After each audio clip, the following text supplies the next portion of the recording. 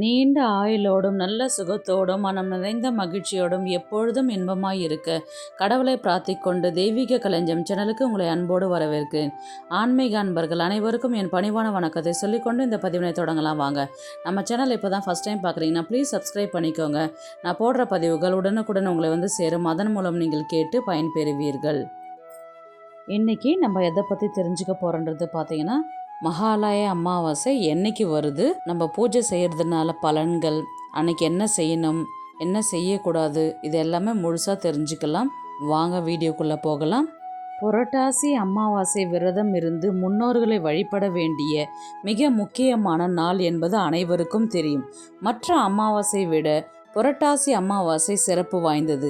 இந்த நாளில் நாம் இருக்கும் விரதம் அளவில்லாத புண்ணிய பலன்களை அள்ளி தரக்கூடியது.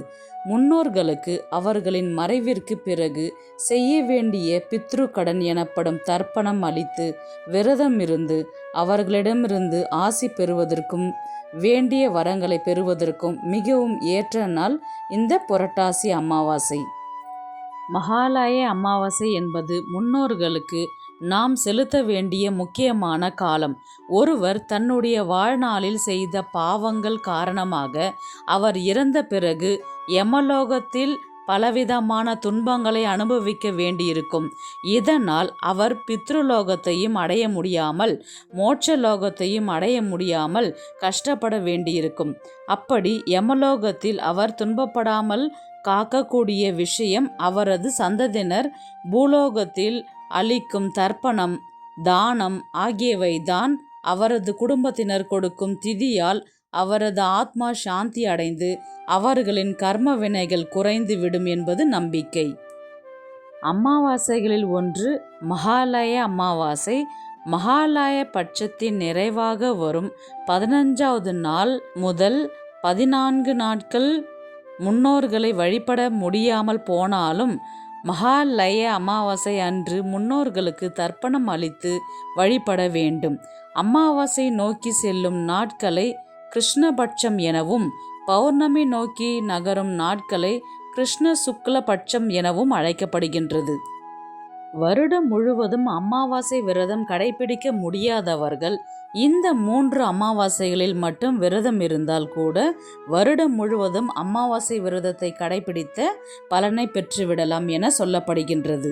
அந்த 3 அமாவாசைகள் பார்த்தீங்கன்னா, தை மாதத்தில் வரும் தை அமாவாசை, புரட்டாசி மாதத்தில் வரும் மகாலய அமாவாசை, ஆடி மாதத்தில் வரும் ஆடி அமாவாசை. நம் முன்னோர்கள் பித்ருலோகத்தில் இருப்பார்கள். அங்கிருந்து நாம் ஒவ்வொரு அமாவாசைக்கும் தர்ப்பணம் மூலம் அளிக்கும் எள் மற்றும் நீரினை ஏற்று திருப்தி கொள்வார்கள் என்பது நம்பிக்கை. நம் முன்னோர்கள் ஆடி அமாவாசையின் பொழுது பித்ருலோகத்திலிருந்து கிளம்பி நாம் வசிக்கும் பூமியை நோக்கி பயணப்படுவார்களாம். அப்படி புறப்பட்டவர்கள் சரியாக ஆவணி மாத பௌர்ணமி நாளுக்கு அடுத்த நாளான பிரதமை திதியில் பூமிக்கு வந்து சேர்வார்கள். அடுத்த 15 நாட்களும் அவர்கள் நம்மோடு பூமியிலே தங்கியிருந்து நாம் அளிக்கும் நீரையும் உணவையும் ஏற்றுக்கொண்டு திருப்தியாக மகாலய அமாவாசை முடிந்ததும் மீண்டும் பித்ருலோகம் நோக்கி புறப்படுவார்கள். அவர்கள் நம்மோடு வந்து தங்கியிருக்கும் அந்த 15 நாட்கள் மகாலய பட்ச காலம் என்றும் சொல்லப்படுகின்றது. எனவே மகா புண்ணிய காலமான மகாலய பட்சம் 15 நாட்களும் நம் முன்னோர்களுக்கு தர்ப்பணம் தந்து வழிபட வேண்டும். அதனால் அனைவருக்கும் அது சாத்தியம் இல்லை. எனவே மகாலய அமாவாசை அன்று தவறாமல் தர்ப்பணம் தர வேண்டும். அப்படி செய்தால் ஆண்டு முழுவதும் அமாவாசை நாட்களில் வழிபட்ட பலன்கள் கிடைக்கும் என்பது நம்பிக்கை. முன்னோர்களுக்கு நாம் தர்ப்பணங்கள் சிராத்தம் மூலம் பித்ருக்களுக்கு கூடுதல் பலமும் ஆத்ம சக்திகளும் கிடைக்கும். அந்த சக்தியை பெறும் பித்ருக்கள் அவை மகாவிஷ்ணுவின் பாதங்களில் சமர்ப்பிப்பதாக ஐதீகம். நாம் செய்யும் இந்த பித்ரு தர்ப்பணங்கள் சிராப்தங்கள் நம் முன்னோர்களுக்கு மட்டுமின்றி நாம் வணங்கும் மகாவிஷ்ணுவையும் சென்றடைகின்றது. எனவேதான் மகாலய அமாவாசை மற்ற எல்லா அமாவாசை நாட்களை விடவும் உயர்ந்ததாக கருதப்படுகின்றது. மகாலய அமாவாசை என்னைக்கு தொடங்குதுன்றது பார்த்தீங்கன்னா செப்டம்பர் 21ஆம் தேதி ஞாயிற்றுக்கிழமை அதிகாலை 2:47 மணிக்கு தொடங்கி முடியும் நாள் செப்டம்பர் 22ஆம் தேதி திங்கட்கிழமை அன்று அதிகாலை 3:53 மணிக்கு முடிகின்றது. தர்ப்பணம் கொடுப்பதற்கு ஏற்ற நேரம் காலை 6 மணி முதல் பகல் 12 மணி வரை. முன்னோர்களுக்கு இலை போட்டு படையலிடுவதற்கு ஏற்ற நேரம் காலை 11 மணி முதல் 11:45 மணி வரை உள்ளது. அந்த நேரம் உங்களால் கொடுக்க முடியலன்னா பகல் 1:30 மணிக்கு மேல் 2 மணிக்குள்ளார நீங்கள் கொடுத்துடணும். ராகு காலம் யமகண்டம் நேரத்தை தவிர்க்க வேண்டும். அமாவாசை விரதம் இருக்கிறதுக்கான பலன்கள் பார்த்தீங்கன்னா பித்ரு தோஷம் நீங்கும், பசுக்களுக்கு அகத்திக்கீரை வழங்க வேண்டும், பித்ரு தோஷத்தால் தடைப்பட்டு இருந்த குலதெய்வத்தின் அருள் கிடைக்கும், குடும்பத்தில் அனைவருக்கும் ஆரோக்கியம் தருவதுடன் நிதி பிரச்சனையும் தீர்க்கும். செய்ய வேண்டியவை செய்யக்கூடாதவை பார்க்கலாம். ஃபஸ்ட்டு செய்ய வேண்டியவை பார்க்கலாம். அன்னதானம் செய்யலாம், காக்கைக்கு உணவு அளிக்கலாம், கிழக்கு திசை பார்த்தவாறு தர்ப்பணம் செய்ய வேண்டும். அமாவாசை அன்று யாராவது ஒருவருக்காவது உணவு உடை ஏதாவது ஒன்றை தானமாக வழங்க வேண்டும். மனிதர்கள் யாருக்கும் உணவு அளிக்க முடியாதவர்கள் காகம், நாய், பூனை போன்ற ஏதாவது ஒரு உயிரினத்திற்கு உணவு வழங்கலாம்.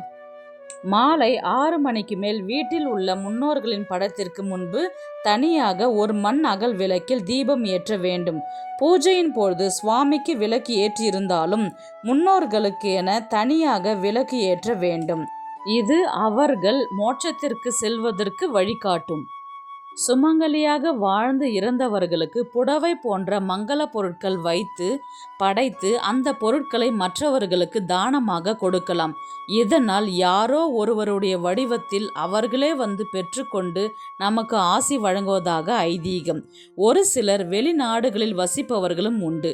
இதனால் யாருக்கும் தானம் கொடுக்க வாய்ப்பில்லை என்றால் அவர்களின் படத்திற்கு முன் வைத்து வழிபட்ட பிறகு வீட்டில் உள்ள யாராவது அதனை உடுத்தி கொள்ளலாம். அமாவாசை பித்ருக்கள் வழிபாட்டுடன் குலதெய்வ வழிபாட்டையும் செய்வது சிறப்பு. செய்யக்கூடாதவை பார்த்தீங்கன்னா கோலம் போடக்கூடாது, அசைவம் சாப்பிடவும் கூடாது, சமைக்கவும் கூடாது. சுமங்கலி பெண்கள் அமாவாசை நாளில் பட்டினியுடன் சமைக்கக்கூடாது. நன்றாக சாப்பிட்டு விட்டு நிறைந்த வயிற்றுடனே விரதத்திற்கான உணவு சமைக்க வேண்டும். பூலோகத்திலிருந்து நம்மை காண வர போகும் நம்முடைய முன்னோர்களை எப்படி வரவேற்பது என்று பார்த்தால் அவர்களுக்கு எள்ளும் தண்ணீரும் கொடுத்து தர்ப்பணம் செய்ய வேண்டும். எள்ளும் தண்ணீரும் பித்ருக்களுக்கு மிகவும் பிடித்தது. யார் தர்ப்பணம் கொடுக்க வேண்டும்? தந்தை அல்லது தாய் அல்லது இருவரும் இல்லாத ஆண்கள் தர்ப்பணம் தர வேண்டும்.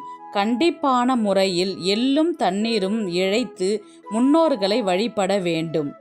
பெண்கள் தர்ப்பணம் கொடுக்கலாமா?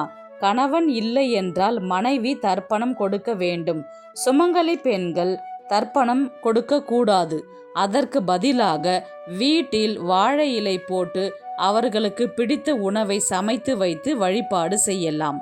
அமாவாசை அன்று இரவு உணவின் போது கண்டிப்பாக ஒரு கைப்பிடியாவது அன்னம் உண்ண வேண்டும்.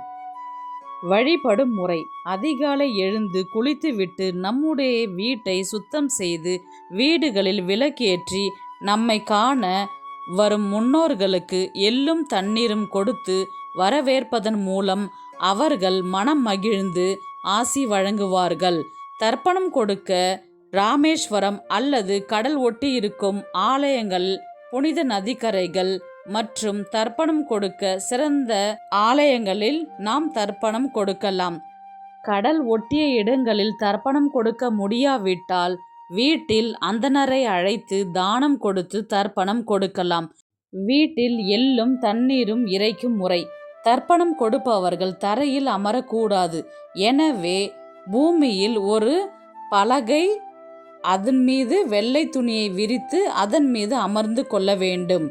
ஒரு தாம்பூல தட்டை எடுத்து கொண்டு உங்களுடைய வலது கை மோதிர விரலில் தர்பையை சுற்றி மோதிரம் போல் முறுக்கிவிட்டு கொண்டு உள்ளங்கையில் கொஞ்சம் எள் மற்றும் பச்சரிசி எடுத்து வைத்து கொண்டு எள்ளானது வெள்ளையாக இருக்கக்கூடாது, கருப்பு எள்ளாக மட்டுமே இருக்க வேண்டும். பித்தளை செம்பில் தண்ணீரை நிரப்பி வைத்து வலது கையில் இருக்கும் எள்ளை தாம்பூல தட்டில் இறைக்க வேண்டும்.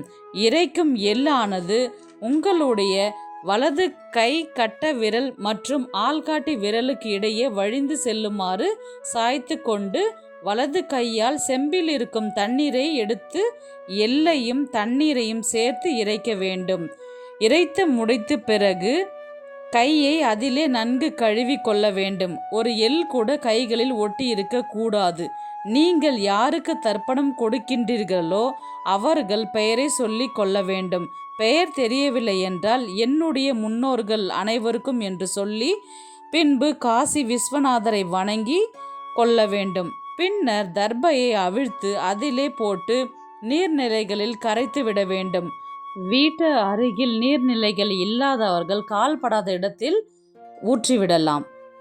பிறகு வீட்டிற்கு வந்து உங்களுடைய முன்னோர்கள் படம் இருந்தால் படத்தை துடைத்து மஞ்சள் குங்குமம் வைத்து பூக்கள் சாற்றிய பிறகு தலைவாழை இலை போட்டு உங்களுடைய வழக்கப்படி படையில் இட வேண்டும். பிறகு கற்பூர ஆராதனைகள் செய்துவிட்டு காகத்திற்கு உணவு கொடுத்துவிட்டு அமாவாசை விரதத்தை நிறைவு செய்யலாம். பித்ருலோகத்திலிருந்து நம்மை தேடி வரும் முன்னோர்களுக்கு நாம் தர்ப்பணம் கொடுத்து அவர்களின் பசியை போக்குவதோடு பசியோடு இருக்கும் ஏழை எளியவர்களுக்கு உணவு கொடுப்பதால் நம்முடைய தலைமுறைக்கும் பசியின்றி உணவு கிடைக்கும் என்று புராணங்கள் கூறுகின்றது.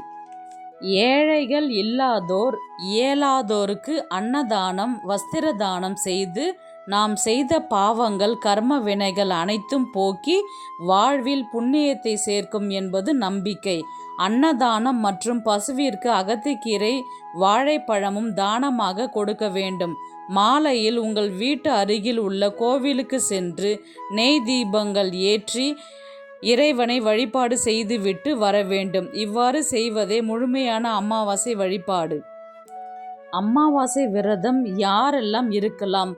பெற்றோரை இழந்த ஆண்கள், மனைவியை இழந்த ஆண்கள், அப்பா இருந்தும் அம்மா மட்டும் இல்லை என்றாலும் அமாவாசை விரதம் இருக்க வேண்டும். அப்பா தர்ப்பணம் கொடுத்தாலும் அந்த குடும்பத்தில் உள்ள மகனும் அம்மாவிற்காக விரதம் இருந்து தர்ப்பணம் கொடுக்க வேண்டியது அவருடைய கடமை. அம்மா உயிருடன் இருந்து அப்பா மட்டும் இல்லை என்றாலும் அப்பொழுதும் அவருடைய மகன் விரதம் இருந்து தர்ப்பணம் கொடுக்க வேண்டும். கணவனை இழந்த பெண்களும் அமாவாசை விரதம் இருந்து படையல் போடலாம். அமாவாசை நாளில் சமைக்கக்கூடிய பொருட்களில் சேர்க்க வேண்டிய காய்கள் கீரைகள் பார்க்கலாம். பூசணிக்காய், அகத்திக்கீரை, வாழைக்காய் கண்டிப்பாக உணவில் இடம்பெற வேண்டும். இந்த வீடியோ உங்களுக்கு பிடிச்சிருக்குன்னு நான் நினைக்கிறேன். இது போன்ற ஆன்மீக தகவல்களுக்கு நம்முடைய தெய்வீக களஞ்சியம் சேனலை சப்ஸ்கிரைப் பண்ணிக்கோங்க. நெக்ஸ்ட் ஒரு நல்ல பதிவில் சந்திக்கலாம். உங்களிடமிருந்து விடைபெறுவது உங்கள் புனிதவதி.